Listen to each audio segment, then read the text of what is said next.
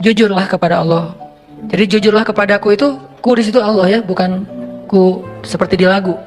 Jadi jujurlah kepada Allah. Cara jujur kepada Allah, kita harus tanya, yang kita lakuin ini ada hubungannya nggak dengan Allah? Kalau ada, pasti Allah kasih keajaiban.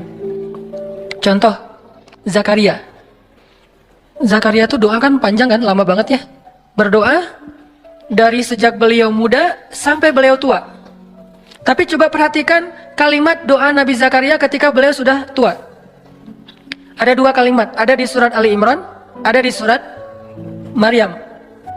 Kalau di surat Ali Imran, Zakaria berdoa, "Hunalika da'a Zakaria rabbah, qala rabbi habli min ladunka dzurriyyatan thayyibah, innaka sami'ud du'a."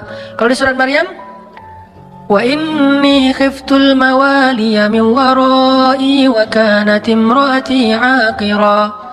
فهب لي من لدنك وليا يرثني ويرث من آل يعقوب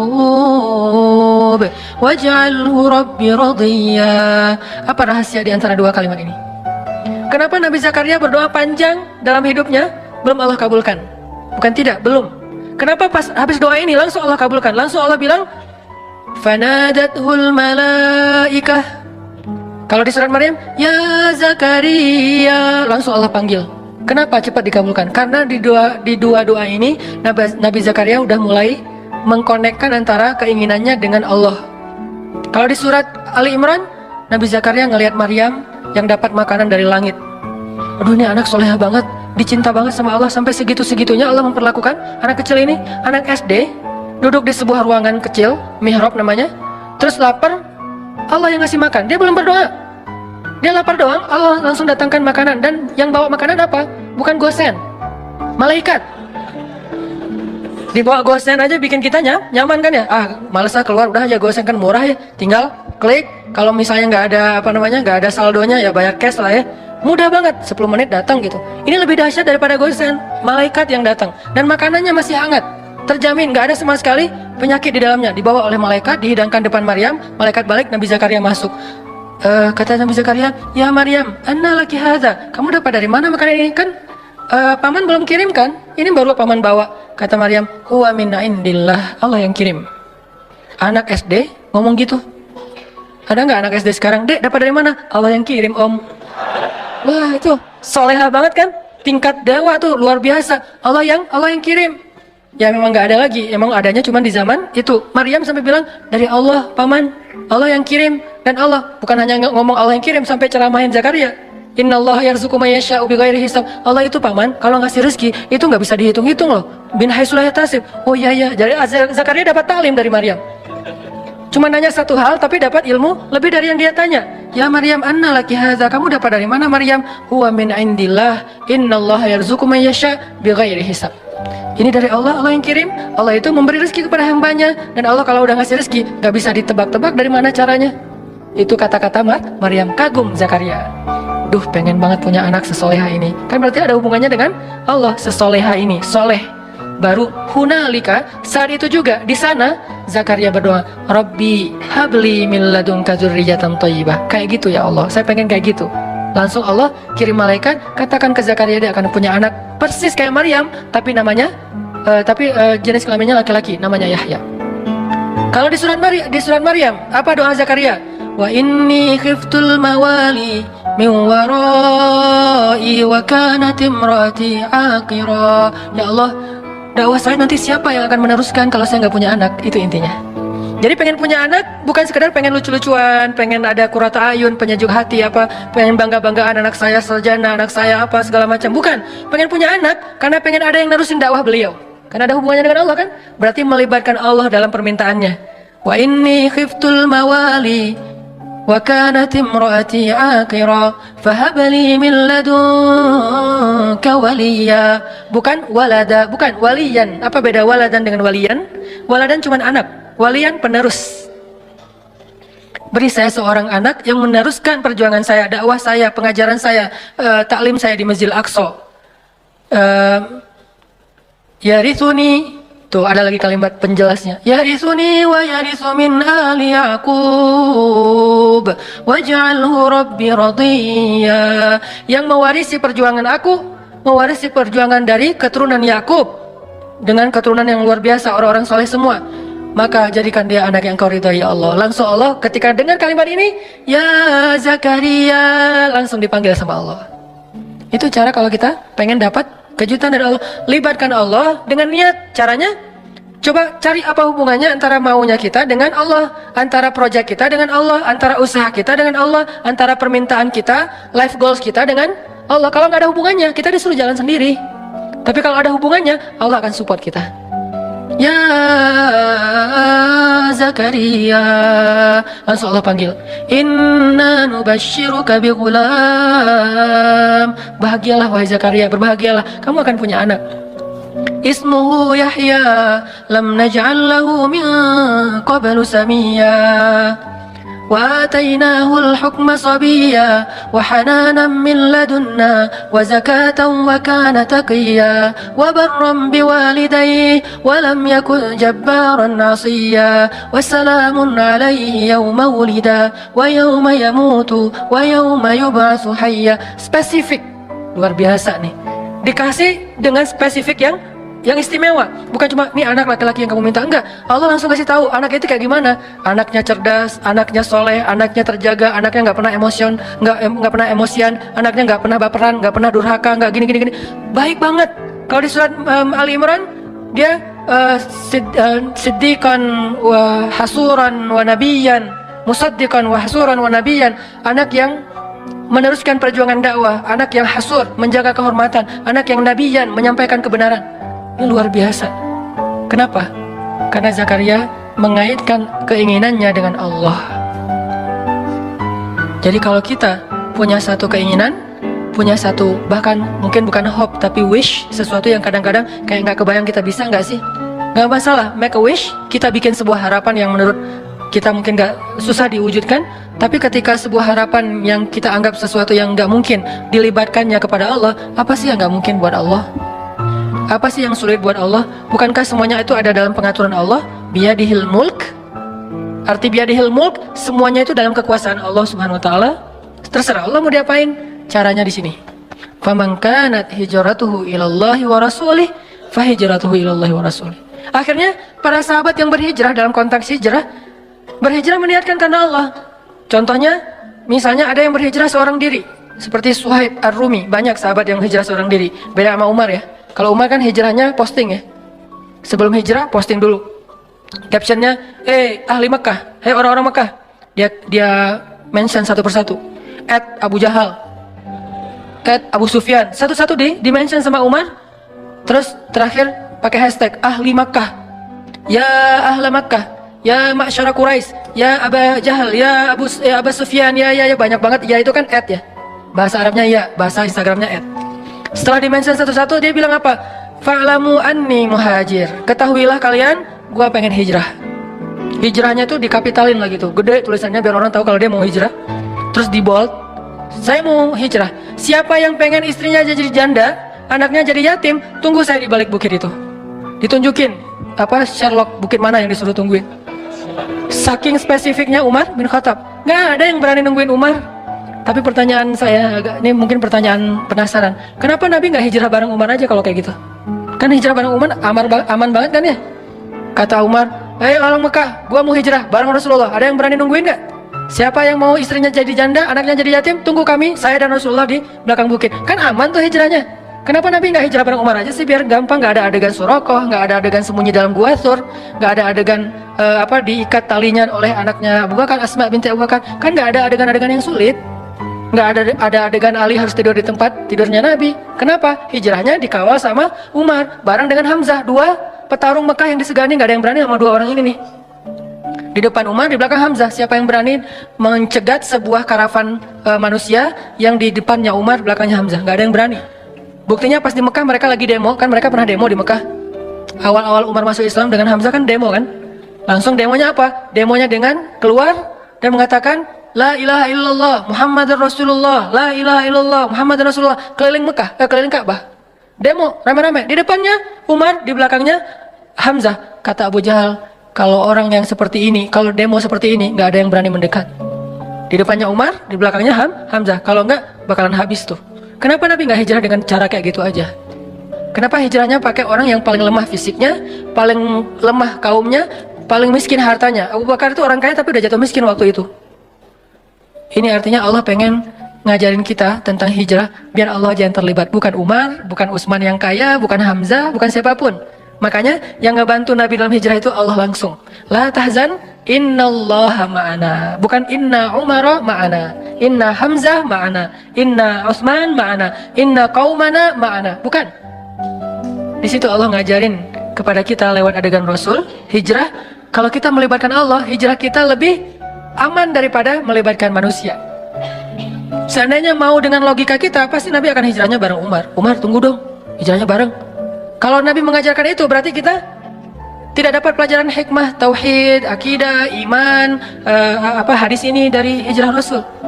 Nabi malah bilang, kalian hijrah duluan masing-masing. Umar hijrah, yang lain pada hijrah. Utsman malah udah duluan, walaupun kemudian balik lagi, duluan ke Habasyah.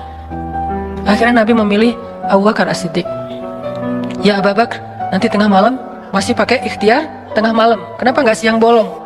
Kalau siang bolong konyol namanya. Tapi kan Nabi nggak akan dibunuh. Kalau Nabi nggak akan dibunuh, tapi kalau kita niru Nabi, kita akan dibunuh. Jadi Nabi tidak mencontohkan sesuatu yang nggak bisa ditiru. Nabi mencontohkan sesuatu yang bisa ditiru oleh umatnya. Kalau beliau gampang, beliau punya mukjizat. Kalau Nabi mau, Nabi Musa itu membelah laut. Nabi Muhammad lebih dahsyat, membelah bulan. Lebih dahsyat daripada Musa. Musa belah laut, Muhammad membelah bulan. Sulaiman menguasai jin, Muhammad mengislamkan jin. Sulaiman jin dikuasai tapi tidak masuk agama Hanif. Ketika Sulaiman wafat, jin kufur lagi, gitu kan? Tapi Muhammad mengislamkan jin. Lebih dahsyat, semua mukjizat para nabi terkumpul kepada Rasulullah SAW. Jadi kalau Nabi mau, nggak usah pikir strategi lah apa segala macam. Kenapa pengen hijrahnya ke Madinah tapi malah jalannya menjauh dari Madinah ke Gua Thur? Malah sembunyi di sebuah lubang kecil. Kenapa nggak terang-terangan aja kayak Umar? Karena kalau Nabi melakukan itu, lalu kita meniru, kita akan mati konyol. Karena kita nggak punya mujizat, sehingga Nabi meniru, mencontohkan sesuatu yang bisa kita tiru sebagai manusia biasa. Beliau nggak egois. Gue kan punya mujizat, ngapain sih gentar-gentar, takut-takut amat? Udah biasa aja kali. Ntar Allah juga pasti nolong. Nggak mungkin Allah membiarkan nabinya dicelakai oleh musuh-musuhnya. Ya, tapi umatnya. Sehingga Nabi contohkan, kalau saya contohkan ke gini, kasihan umat saya nanti nggak bisa niru. Kalau mereka tiru yang ini, habis mereka. Sehingga saya contohkan sesuatu yang kalau mereka tiru, mereka aman. Caranya berstrategi lah, caranya pakai taktik, caranya bersiasat, dan seterusnya dan seterusnya. Dipilih Abu Bakar. Tapi kalau pakai Umar, nggak ada pelajaran akidah. Makanya Nabi memberi banyak pelajaran dalam hijrah. Hijrah dengan Abu Bakar. Ketika ada masalah, Abu Bakar bilang, ya Rasulullah, kalau mereka ngelihat ke arah kaki mereka, itu kan gua, bukan gua lebih tepatnya, kayak lubang gitu. Nabi dengan Abu Bakar sembunyi di dalamnya. Orang-orang pembunuh bayaran, para hunters, dan di antara mereka itu ada legend, yaitu Surakoh. Paling legend lah dalam membaca jejak. Dia tuh udah terkenal banget. Nggak mungkin lolos dari Surakoh, itu susah banget. Dia bisa ngelihat jejak onta udah berapa lama hangat atau udah dingin, ini udah kering atau tidak bekas kakinya onta. Terus di atas onta itu perempuan atau laki-laki, anak kecil atau orang dewasa, meronta-ronta atau normal, sampai tahu sedetail itu Surakoh. Mereka membaca jejak. Kemana arah mereka ketahuan lah. Padahal Nabi itu udah pakai banyak strategi. Caranya Nabi terus lewat anaknya Abu Bakar dengan pembantunya Abu Bakar untuk nutupin jejak Nabi pakai ternak-ternak. Ketahuan juga tetap, namanya juga Surakoh. Udah berdiri depan gua, Surakoh and the gang. Nabi di dalam sembunyi. Apakah Nabi takut? Sama sekali tidak. Nabi waktu itu sama sekali tidak bersembunyi karena takut. Lagi ngajarin kita cara sembunyi. Kalau Nabi mau, Nabi tinggal keluar. Ada apaan sih? Bisa, gampang buat Nabi. Lo mau gua doain? Kan gak berani mereka. Nabi belum angkat tangan udah pada stroke semuanya tuh. Kalau Nabi mau kan, tapi Nabi lagi ngajarin kita teman-teman. Jadi adegan sirah adalah pelajaran buat kita, bukan apa yang Nabi rasakan. Nabi gak takut sama sekali. Sekelas Nabi gak mungkin takut lah, sang pemberani banget. Tapi Nabi pengen ngajarin kita sembunyi di dalam. Abu Bakar resah, bingung di mana nih kalau mereka ngeliat ke atas, ke bawah. Mereka udah ngeliat ke atas bukit nggak ada, ngeliat ke kanan nggak ada, ngeliat ke kiri nggak ada, ngeliat ke belakang nggak ada. Cuman satu lagi yang nggak dilihat, ke bawah. Allah tahan pandangan mereka untuk ngelihat ke bawah. Ini cara Allah nolong mereka. Walaupun sebagian ulama bilang ada sarang laba-laba dan merpati, tapi sebagian besar ulama mengatakan tidak. Ini masih perdebatan lah ya, Allahu alam. Yang jelas, yang pasti di antara mereka sepakat, Allah memalingkan mata mereka dari melihat ke bawah. Sehingga Abu Bakar bilang, ya Rasulullah, kalau mereka ngelihat kita ke bawah pasti ketahuan. Terus ntar kita gimana ngelawan mereka? Kita nggak bawa senjata. Berdua pula, mereka ada lebih dari 20 orang dan semuanya itu petarung. Nabi mengatakan, ya Abu Bakar, ma zannuka bisnain? Ya Abu Bakar, kenapa kamu pikir kita cuma berdua? Ini melibatkan Allah. Ini di sini nih. Kenapa kamu pikir kita cuma berdua, Abu Bakar? In Allahu salisuhuma. Allah yang ketiga. Jadi kalau kita berdua, mungkin kita perlu khawatir. Tapi kalau kita bertiga, la tahzan, innallaha ma'ana. Nggak usah khawatir Abu Bakar, Allah bersama kita. Abu Bakar orang soleh, digituin, ya langsung tenang. Kalau Abu Bakar bilang tapi, pasti ketahuan tuh. Karena kalau kita berburuk sangka kepada Allah, maka Allah tergantung prasangka hambanya. Berhubung Abu Bakar ini as-siddiq, orang yang selalu membenarkan, nggak pernah protes, nggak pernah membantah, maka ketika Nabi bilang la tahzan innallaha ma'ana, Abu Bakar langsung tenang, langsung oh ya innallaha ma'ana, ya udah tenang aja. Mau tidur dulu Rasul? Santai. Mereka akhirnya nggak ngeliat ke bawah, udah pergi aja, udah pergi, tinggal berdua. Besok keluar, melanjutin perjalanan, ketahuan lagi sama Suraqah, karena mereka nggak mau nyerah. 2 hari mereka tungguin. Gak mungkin Muhammad pergi, karena aku udah baca beberapa tempat jalan keluar dari Mekah itu gak ada jejak mereka, pasti mereka ada di sini. Suraqah punya feeling, instingnya tuh bagus. Belum keluar Muhammad, belum keluar, dia cari siang malam, ketahuan juga pas hari Nabi keluar Mekah. Dari kejauhan Suraqah ngelihat, pas Suraqah ngelihat dikejar oleh Suraqah, kan Nabi udah bilang innallaha ma'ana, Allah bersama kita, biar Allah aja yang beresin Suraqah, nggak usah kita jalan aja santai. Abu Bakar jalan, nggak usah dipercepat langkahnya. Sampai Nabi bahkan nggak mempercepat langkahnya loh. Dikejar sama Suraqah dengan ontanya yang cepat, Nabi santai aja. Kenapa? Biar Allah aja yang beresin dia. Ternyata Allah punya cara yang lebih indah daripada yang kita bayangin. Kalau kita punya teman yang tangguh kayak Umar bunuh Suraqah, gitu kan? Umar pasti akan ngeluarin pedang. Kalau Allah tidak membunuh Suraqah, tidak menaklukkan fisik Suraqah, tapi menaklukkan hati Suraqah. Gitu yang paling indah. Makanya biarin Allah yang beresin urusan kita. Allah punya cara yang lebih smart daripada cara kita. Namanya apa? Min haitsu la yahtasib, yang tidak terduga-duga. Tiba-tiba Suraqah ontanya ngambek, nggak mau jalan, tiba-tiba kayak habis bensin gitu loh. Kenapa sih kok mogok nih onta gua nih? Onta Suraqah tiba-tiba mogok, padahal itu onta bagus banget loh. 4000 cc kali ya, cepat banget. Kenapa? Mogok, onta bagus, baru juga, malah STNK-nya juga, BPKB-nya juga belum jadi gitu. Kok udah mau mogok? Heran Suraqah. Akhirnya Suraqah turun, jalan, pas dekat dengan Nabi, Nabi bilang, ya Suraqah, ma bika ya Suraqah. Kamu kenapa sih Suraqah gini-gini amat sama saya, kata Nabi. Suraqah nggak enak gitu. Nabi itu kan orangnya kayak mempesona ya. Kalau Nabi udah menatap, orang lihat, aduh kegeeran. Nabi itu keren banget loh. Bukan dalam arti negatif ya, dalam arti nggak enak. Orang segan sama Nabi itu segan banget. Kalau ngeliat wajah Nabi langsung yang marah nggak jadi marah.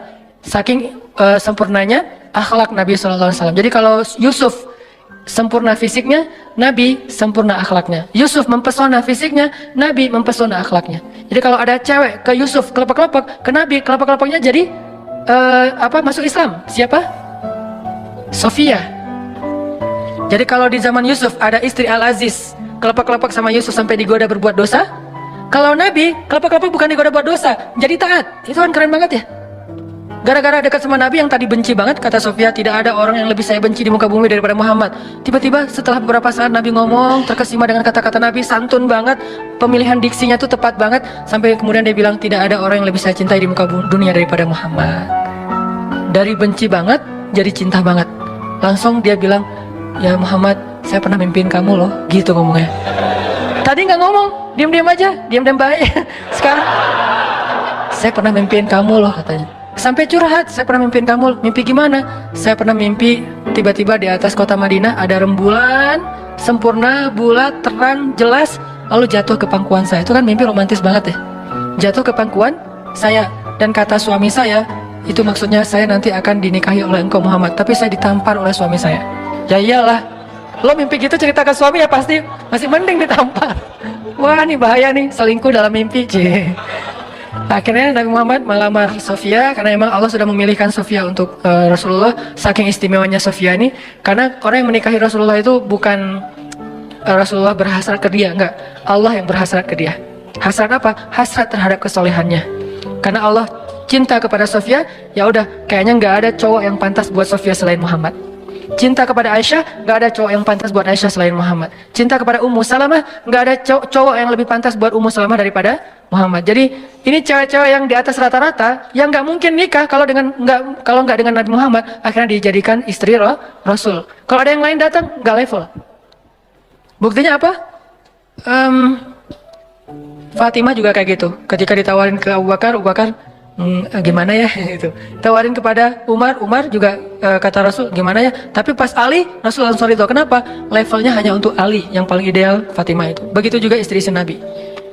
Nah artinya apa teman-teman? Surakoh pas dilihat oleh Nabi, mabik ya Surakoh. Nabi ngomong gitu bukan? Surakoh, oh dasar lu ahli neraka apa segala macam. Enggak. Nabi enggak. Kamu ahli neraka, kamu apa celaka kamu. Enggak, Nabi enggak pernah mengeluarkan kata-kata yang badi, kata-kata yang rendahan.